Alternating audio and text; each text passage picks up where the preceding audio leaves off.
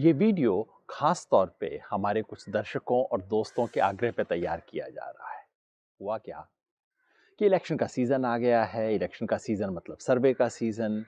और अभी परसों इंडिया टुडे जो पत्रिका है, उसने एक बड़ा-सा सर्वेक्षण करवा के आज तक पे, इंडिया टुडे पे, मैगज़ीन में सब पे छाप दिया है और हेडलाइन बिल्कुल स्पष्ट रूप से कह दिया है कि मोदी जी तो तीसरी बार जीत के आ रहे हैं। अब दोस्तों ने फ़ोन किया, "भई आपकी क्या राय है? सर्वे ने तो ऐसा कह दिया है।" मैंने कहा, "भैया मैं भविष्यवाणी का काम नहीं करता, अब भविष्य बनाने का काम करता हूँ, बताने का नहीं।" उन्होंने कहा, "फिर भी आपको पता तो है कि क्या गड़बड़ है, ज़रूर कुछ सरकार का खेल है।" और मैं कहता हूँ कि नहीं, सर्वे से डील करने का तरीका ये नहीं है। उसकी नीयत पे शक करना, किसी का पैसा, ये सब भी खेल होते हैं। लेकिन किसी भी सर्वे को समझना है तो उसके अंदर घुस के देखिए। और चूंकि इतने दोस्तों ने रिक्वेस्ट किया, तो मैं आपको 5 चीज़ बताता हूँ इस सर्वे को समझने के लिए और इस जैसे इतने सर्वे जो अब आएँगे, उन्हें समझने के लिए। पहली बात, ये सर्वे टेलीफ़ोन इंटरव्यू पर आधारित है। ये कहीं लिखा नहीं हुआ है ध्यान से। लेकिन कभी भी किसी सर्वे को देखें ना, तो उसका मेथोडोलॉजी नोट देखा कीजिए, ये वाला। इसमें एक शब्द है कैटी, CATI। ये कैटी क्या होता है? Computer assisted telephone interview. मतलब कि जैसे सर्वे हम किया करते एक ज़माने में, मतलब कि हमारे स्टूडेंट्स, दूसरे लोग जाते थे, किसी का घर का दरवाज़ा खटखटाते थे, कहते थे मुझे आपसे बात करनी है, प्लीज़ कर लूँ? और फिर उसके बाद आमने-सामने बैठ के बात होती थी, मुखामुखम। यहाँ ऐसा कुछ नहीं हुआ है, ये टेलीफ़ोन पे किया गया है। टेलीफ़ोन का नंबर लिए, पूरी जितनी भी कंपनियों के जितने भी नंबर मिल सकते थे और उसको रैंडमली पिक किया, वहाँ फ़ोन किया, जिन लोगों ने जवाब दिया उनसे बात की। इसमें बेईमानी नहीं बता रहा मैं, लेकिन इसके 2 असर याद रखिए। पहला, कि जब टेलीफ़ोन पे आप बात करते हैं, जिस व्यक्ति को आप आँख से देख नहीं रहे, उसको जवाब देते वक़्त थोड़ा-सा, कम से कम मैं तो झिझकता हूँ, कौन है, क्या है, कैसी बात हो रही है। लेकिन दूसरी उससे भी महत्वपूर्ण बात ये कि टेलीफ़ोन क्या सबके पास होता है? हम सोचते हैं सबके पास होता है, मोटे तौर पे सोचते हैं भई हर एक, आजकल तो हर कोई टेलीफ़ोन लेके घूमता है। लेकिन एक्चुअली जब पूरे देश में देखें, एनएसएस ने चेक किया 2 साल पहले कि देश में 73% लोगों के पास टेलीफ़ोन था, 73% घरों में टेलीफ़ोन था। पिछले साल सीएसडीएस ने केवल इस बात पे सर्वे किया और पाया कि देश के 69% लोगों के हाथ में टेलीफ़ोन है। मतलब अभी भी 31% लोग ऐसे हैं जिनके हाथ में टेलीफ़ोन नहीं है। और ये सब तरह के लोग तो नहीं हैं, है ना? कौन? जो सबसे गरीब हैं, उनमें 51% के हाथ में टेलीफ़ोन नहीं है। बुज़ुर्गों के हाथ में कम है। मतलब जब आप टेलीफ़ोन से इंटरव्यू करेंगे, तो आपको हर तरह के लोग नहीं मिलेंगे, कुछ खास तरह के लोग। जो सबसे नीचे के 20% 25% लोग हैं, जिनके पास टेलीफ़ोन है ही नहीं, वो आपके सर्वे से बाहर हो जाएँगे। अब क्या ये लोग सारे उसी तरह से वोट डालते हैं, उनके पॉलिटिकल ओपिनियन वैसे ही हैं जैसे बाकियों के हैं? सीएसडीएस के सर्वे ने इसको भी चेक किया था, पिछले साल का ही सर्वे है। उन्होंने देखा कि जिन लोगों के पास टेलीफ़ोन था, उनमें से 41% कहते हैं हम बीजेपी को वोट डालते हैं और जिनके पास नहीं था, उनमें से 35% कहते हैं। मतलब जिन लोगों का टेलीफ़ोन की ना होने की वजह से इस सर्वे में शामिल ही नहीं हैं, वो बीजेपी को कम वोट देने वाले हैं। सर्वे को पढ़िए, ध्यान से पढ़िए, लेकिन याद रखिए कि बॉटम 20%, 25% इस सर्वे से बाहर हैं। आप पूछेंगे तो वो कहेंगे नहीं, नहीं, नहीं, हमने वेटेज दे लिया है। मैं जानता हूँ वेटेज देने के तरीके होते हैं, लेकिन अगर आप, वो तब होता है कोई 45% हो, आपको उसको 48 करना हो, तब आप वेटेज दे सकते हैं। अगर 25% को, 30% को आपने छोड़ दिया है, उसको वेटेज से ठीक करने का कोई तरीका नहीं। दूसरी बात, मार्जिन ऑफ एरर। हर सर्वे कहता है कि हमारा अनुमान है, अनुमान थोड़ा ऊपर नीचे हो सकता है, कितना ऊपर नीचे हो सकता है सर्वे खुद बताता है, 2% प्लस माइनस। मतलब जब ये सर्वेक्षण कहता है कि बीजेपी को 42%, एनडीए को 42% वोट आएगा और इंडिया कोalition को 37% वोट आएगा, अगर 2% का एरर है तो 42 का 40 हो सकता है और वो 37 का 39 हो सकता है। आप कहेंगे थोड़ा सा बारीक फर्क है, बारीक नहीं है। इतने फर्क से 2% वोट इधर से उधर होने पे कम से कम 40 सीट का फर्क पड़ सकता है।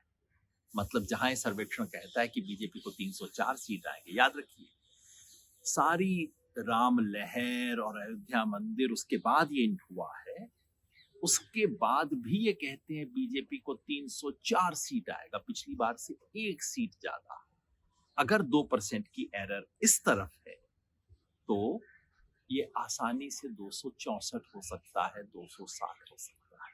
इस सर्वेक्षण का, मैं बाहर से नहीं कह रहा हूं, मैं केवल इस सर्वेक्षण का अनुमान बता रहा हूं। और उससे भी ज्यादा महत्वपूर्ण ये है कि ये सर्वे कहता है कि हमारे अनुमान में लोकल लेवल पे, मतलब स्टेट लेवल पे 5% की ऊंच नीच हो सकती है। मतलब कि जिस पार्टी को कर्नाटका में, जैसे इन्होंने कहा कि कांग्रेस को 53%, कांग्रेस को 42% वोट बता रहे हैं और बीजेपी को 53% वोट बता रहे हैं, 5% का मार्जिन अगर इस तरफ हुआ तो ये मामला हो सकता है 47 और 48 बिल्कुल बराबरी पे पहुंच जाए। मतलब ये जैसा दिखाया जा रहा है जरूरी नहीं वैसा। अब आप कहेंगे कि गलती दूसरी तरफ भी हो सकती है, बिल्कुल हो सकती है। मैं केवल ये कह रहा हूं, केवल इस आधार पर आप ये निष्कर्ष न निकालें, क्योंकि ये सर्वे में अभी मार्जिन ऑफ एरर है। हर सर्वे में होता है, इन्होंने बता दिया है। और ये भी याद रखिए अभी वोट डले नहीं। खैर उस पर बात। अब तीसरी बात, अब हम सर्वे के अंदर घुस के देखते हैं। आमतौर पे क्या होता है, जब सर्वे में हम देखते हैं तो सिर्फ सीट वोट देख के कौन जीत रहा है और बंद कर देते हैं। अंदर घुस के देखिए, खास तौर पे अर्थव्यवस्था के बारे में लोग क्या कह रहे हैं। याद रखिए इसमें अभी भी बॉटम के 20% लोग शामिल नहीं है, लेकिन जो 80% ऊपर वाले हैं वो भी क्या कह रहे हैं। उनसे पूछा जाए कि देश में क्या अनएम्प्लॉयमेंट की हालत चिंताजनक है। हाँ, काफ़ी चिंताजनक है। 71% लोग कहते हैं हालत या तो चिंताजनक है या बहुत चिंताजनक है। 54% कहते हैं बेहद चिंताजनक है। चलिए, चिंताजनक तो है। मोदी सरकार ने इसके बारे में क्या किया है, अच्छा किया है, नहीं किया है, संतोषजनक है। सिर्फ 32% कहते हैं कि सरकार ने कुछ ठीक ठाक काम अनएम्प्लॉयमेंट के लिए किया है। 25% कहते हैं खास नहीं किया और 31% कहते हैं कुछ नहीं किया। ध्यान रखिए, अनएम्प्लॉयमेंट समस्या है, मोदी सरकार कुछ नहीं कर रही है। उनसे पूछिए आपके घर की अर्थव्यवस्था पे, घर की माली हालत पे महंगाई का कितना असर हुआ। 62% लोग कहते हैं कि हालत महंगाई से इतनी खराब है कि घर का गुजारा नहीं चल रहा। 62%, ये कोई नीचे के 5-10% नहीं कह रहे हैं। और ये सोच लीजिए इसमें से अभी नीचे वाले 20% तो गायब ही हैं, फिर भी वो कह रहे हैं गुजारा नहीं चल रहा है। जब से मोदी जी की सरकार आई है, आपके परिवार की आर्थिक हालत कैसी है? पहले से बेहतर हुई है? कहते हैं 33%। 35% कहते हैं पहले से खराब हुई है। 29 कहते हैं पहले जैसी है। मतलब दोनों को अगर जोड़ दें तो 2/3, 64% लोग कह रहे हैं हमारी हालत में कोई इम्प्रूवमेंट नहीं हुआ है पिछले 10 साल में। अच्छा, तब नहीं हुआ, आगे इम्प्रूवमेंट होगा, इस पर भी विश्वास नहीं है लोगों को। सिर्फ 25% कहते हैं कि मेरी सिचुएशन इम्प्रूव होगी। 30% कहते हैं खराब होगी, बाकी कहते हैं वैसी रहेगी। मतलब 2/3 लोग कहते हैं कि अब सिचुएशन वैसी रह जाए बहुत है, या फिर सिचुएशन और ख़राब होगी। तो भाई आपकी ख़राब होगी तो किसकी अच्छी है, इस पर भी सवाल है। इसलिए मैं कहता हूँ हमेशा सर्वे के अंदर घुस के देखना चाहिए, उसी में आपको सब जवाब मिलेंगे। वो पूछते हैं कि इस सरकार के काम से क्या अमीरों और गरीबों के बीच में फासला बढ़ा है? अमीर और अमीर हुए हैं, गरीब और गरीब हुए हैं, ऐसा हुआ है? हाँ, 45% कहते हैं कि हाँ ऐसा हुआ। सिर्फ 37% कहते हैं नहीं। मतलब ये बताने वालों की संख्या ज़्यादा है कि अमीर ज़्यादा अमीर हो रहे हैं, गरीब गरीब हो रहे हैं। फिर सीधा सवाल, इस पार्टी की, मोदी सरकार की नीतियों से सबसे ज़्यादा फायदा किसे मिला है? 52% कहते हैं बिग बिजनेस को। बड़े लोगों को, उन्होंने अडानी का नाम नहीं दिया है उत्तर में, नहीं तो वो भी बोल देते। 52% कहते हैं बड़े लोगों को फ़ायदा हुआ है, सिर्फ 8-9% कहते हैं किसान को हुआ है, 6% कहते हैं मजदूर को हुआ है, 15% कहते हैं, बाकी सब कहते हैं इस सरकार की नीतियों से बड़े लोगों को फ़ायदा हुआ है। अब आप देखिए, यही अर्थव्यवस्था की तस्वीर हम लोग बार बार कह रहे हैं ना। ये सर्वेक्षण जो कि बॉटम के 1/4 लोग जिससे बाहर हैं, ऊपर के लोग हैं, वो भी कह रहे हैं कि नहीं, हालत बहुत ख़राब है, महंगाई से, बेरोजगारी से, गरीब अमीर के फासले से देश त्रस्त है। वोट का सवाल अलग है, ये जो मूड है अर्थव्यवस्था पे बहुत ख़तरनाक है, बहुत नेगेटिव है, लोग निराश हैं, गुस्सा है। अब चौथी चीज़, अर्थव्यवस्था नहीं, अब राजनीतिक व्यवस्था देखिए। मोदी जी कहते हैं न खाऊंगा न खाने दूंगा, तो सर्वे पूछता है लोगों से कि क्या इस सरकार के आने के बाद से करप्शन कम हुआ है? बराबर, जितने कहते हैं कम हुआ, उतने ही कह रहे हैं कि ना, कम तो नहीं हुआ। मतलब ये कार्ड तो नहीं चलता। विपक्षी कहते हैं कि लोकतंत्र को खतरा है। लोगों से पूछा गया कि क्या देश में लोकतंत्र को खतरा है? ध्यान से देखिए इस फिगर को। 46% लोग कह रहे हैं खतरा है, बाकी 39 कह रहे हैं नहीं। जो बाकी है उनका कोई ओपिनियन नहीं है। मतलब वोट सरकार को देने की बात कर रहे हैं, लेकिन साथ में कह रहे हैं कि खतरा है लोकतंत्र को। जुड़ा हुआ सवाल पूछा गया कि क्या सरकार एजेंसियां का इस्तेमाल कर रही है, ईडी, ये जिसमें इलेक्शन डिपार्टमेंट बोलता हूँ बीजेपी का, ईडी, सीबीआई, सरकार क्या इसका बेजा इस्तेमाल कर रही है विपक्षियों को तंग करने का? इससे भी लोग सहमत हैं। यहाँ भी 46% लोग कहते हैं कि हाँ, सरकार बेजा इस्तेमाल कर रही है, गलत कर रही है, विपक्षियों को प्रताड़ित करने के लिए कर रही है। 37% कहते हैं कि ऐसा नहीं। और लोगों से पूछा गया कि क्या आप खुल के अपनी बात कह सकते हैं? अब याद रखिए, जो खुल के बहुत कह नहीं पाएगा वो सर्वे में भी शायद खुल के नहीं कहेगा और टेलीफोन पे तो नहीं कहेगा। फिर भी जब लोगों से कहा कि आप खुल के पॉलिटिक्स के बारे में और धर्म के बारे में अपने विचार रख पाते हैं, तो सिर्फ 47% हैं जो फ़ोन पे कह रहे हैं कि हाँ मैं रख पाता हूँ। 41% लोग फ़ोन पे कह रहे हैं कि नहीं नहीं, मैं खुल के बात नहीं रख सकता अपनी। देश में भय है, प्रताड़ना है, लोकतंत्र पे खतरा है और करप्शन के मामले में इम्प्रूवमेंट नहीं। निष्कर्ष आप निकाल लीजिए। और पांचवी और आखिरी बात, जैसा रवीश कुमार कहते हैं ना, टीवी थोड़ा कम देखा कीजिए। उसी तरह से मैंने सर्वे किया है, मैं आपको कहता हूँ सर्वे थोड़ा कम देखा कीजिए।